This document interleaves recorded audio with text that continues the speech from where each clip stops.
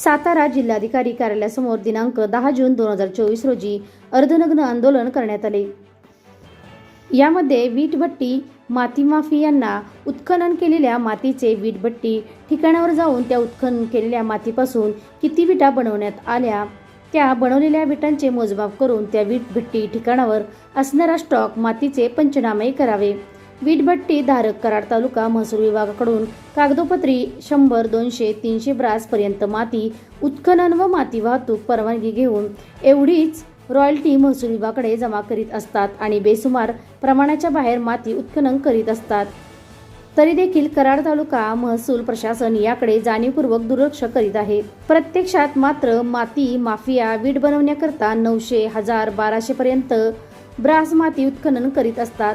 कराड तालुका महसूल विभागातील तलाठी, सर्कल, मंडल अधिकारी, महसूल सहाय्यक अधिकारी, नायब तहसीलदार, तहसीलदार यांच्या आशीर्वादाने, संगनमताने, या अधिकाऱ्यांच्या मदतीने माती माफिया यांच्यावर अधिकारी वर्गाची हातमिळवणी असल्याने या सर्वांच्या मदतीने अशा प्रकारे कामचुकार अधिकाऱ्यांमुळे शासनाचा लाखो रुपयांचा महसूल बुडवला जात असून माती माफिया व महसूल अधिकारी मालामाल होत आहेत आणि शासनाचे मात्र नुकसान करीत आहेत। यामुळे कराड तालुका महसूल विभागातील तलाठी, सर्कल, मंडल अधिकारी, सहाय्यक महसूल अधिकारी, नायब तहसीलदार, तहसीलदार या सर्वांची वरिष्ठांमार्फत खातेनिहाय सखोल चौकशी करून त्यांची स्थावर जंगम मालमत्तेची देखील सखोल चौकशी करावी आणि शासनाचा महसूल बुडवणाऱ्या वीटभट्टी माती माफिया व महसूल विभागातील सर्व अधिकारी यांच्यावर कडक कारवाई करून त्यांच्याकडून दुप्पट दंड वसूल करण्यात यावा।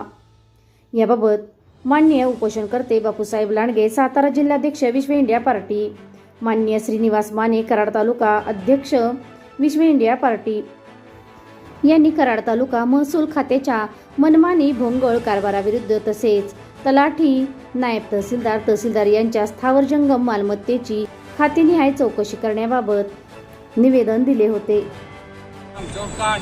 याचे मुख्य उद्देश कराड तालुक्यातील महसूल विभागातील तहसीलदार विजय पवार यांच्या मनमानी भोंगळ कारभाराविरुद्ध आम्हाला नाईलाज असतो कलेक्टर साहेबांच्या ऑफिससमोर अर्धनग्न आंदोलन करण्याची वेळ आली। याचे मुख्य उद्देश की माहिती अधिकारात अशी माहिती आम्ही काढून घेतली की वीटभट्टी माती माफिया 100, 200, 300 ब्रास माती उत्खनन करीत असतात, परंतु प्रत्यक्षात जर वीटभट्टी ठिकाणावर जाऊन बघितलं तर 800, 900, 1000, 1200 ब्रास एवढी माती उत्खनन करीत असतात। त्या कारणाने आम्ही 11/3/2024 रोजी उपविभागीय अधिकारी कराड यांना निवेदन दिले होते, तसंच जिल्हाधिकारी यांना माहितीची प्रत दिली होती की यांचे वीटभट्टी ठिकाणावर जाऊन मातीचे शिल्लक स्टॉक मातीचे पंचनामे करावे आणि जास्त उत्खनन केले असणाऱ्या वीटभट्टी धारकावर दंडात्मक कारवाई करावी। परंतु तहसीलदारांनी या विषयावर 3 महिने झाले कोणतीही कारवाई केलेली नाही, नुसते आम्हाला उडवाउडवीची उत्तरं दिली जातात।